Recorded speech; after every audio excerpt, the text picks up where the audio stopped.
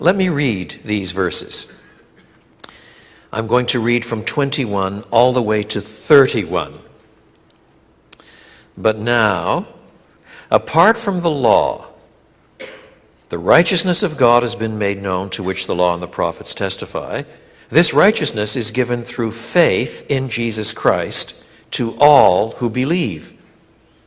There is no difference between Jew and Gentile, for all have sinned and fall short of the glory of God, and all are justified freely by his grace through the redemption that came by Christ Jesus.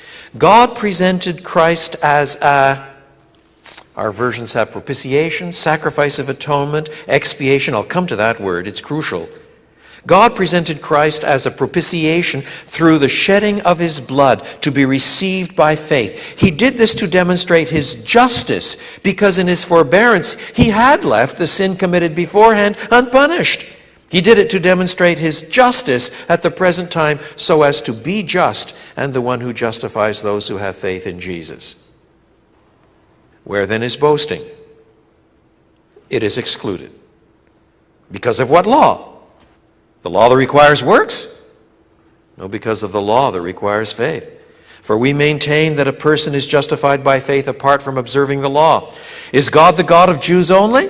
Is he not the God of Gentiles too? Yes, of Gentiles too, since there is only one God who will justify the circumcised by faith and the uncircumcised through that same faith. Do we then nullify the law by this faith? Not at all. We uphold the law. Now, let me tell you frankly that this paragraph is so condensed that even if you've been a Christian for quite a while, when you hear it read, after a while you start hearing strings of God words going by you without being able quite to follow the flow. It is so condensed. So, although Martin Luther is right that this is an astonishingly important passage, yet the only way to understand it is to go slowly enough through it that you unpack its logic, that you hear how the whole thing is put together.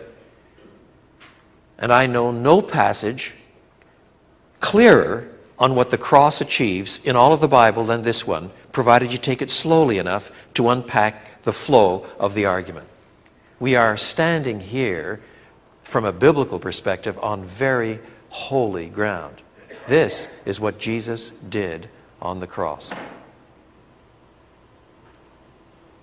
So let me follow the argument, first of all, of verses 21 to 26, and then secondly, the argument of 27 to 31. They're related, and we'll see what these arguments have to do with us.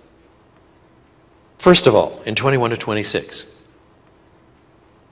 Paul sets forth the revelation of God's righteousness in its relationship to the Old Testament.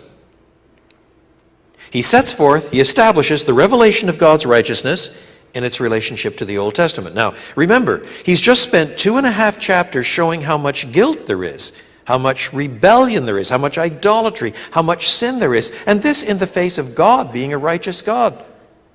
So, how will we be righteous in his eyes? How will we live under him?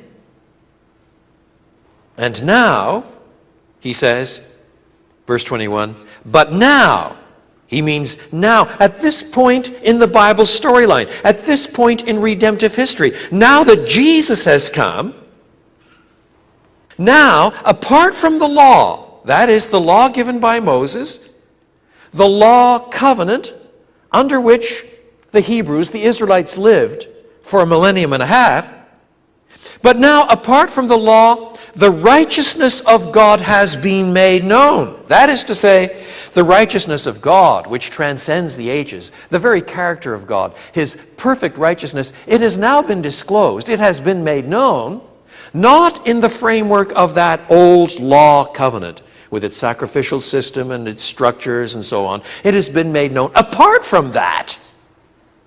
Now, you fit this into the broader argument of Paul. What he's really saying is, we have now arrived at the new covenant.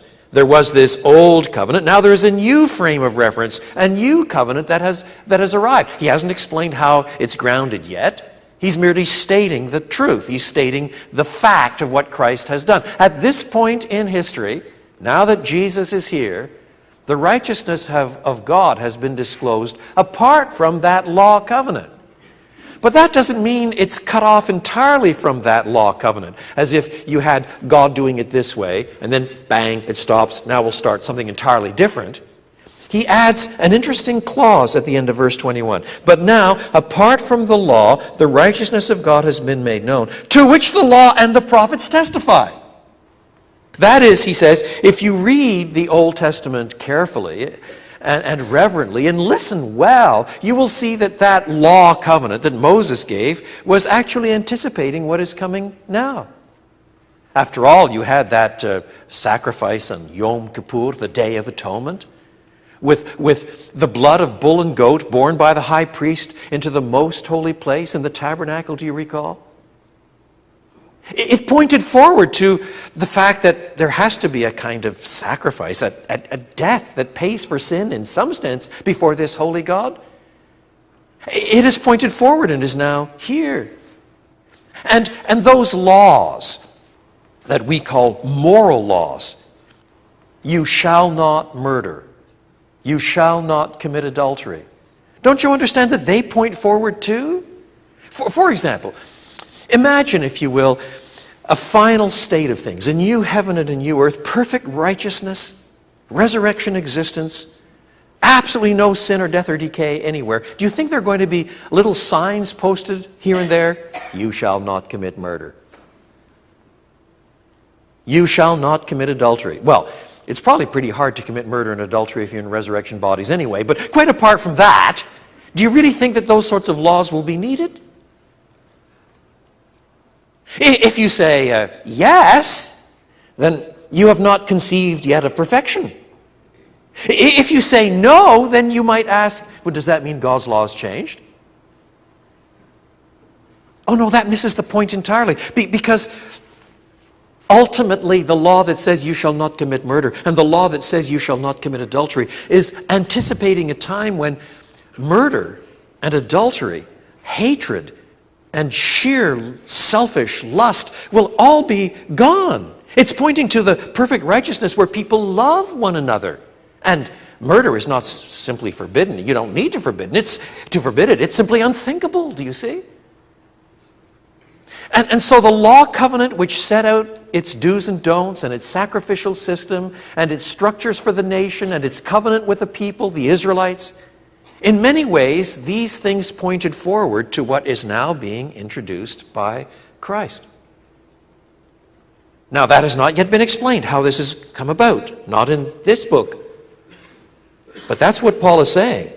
Now, apart from the law, in the light of all this sin that he's described, all this idolatry that he's described in the previous 2.5 chapters, the righteousness of God has been made known, to which the law and the prophets testify.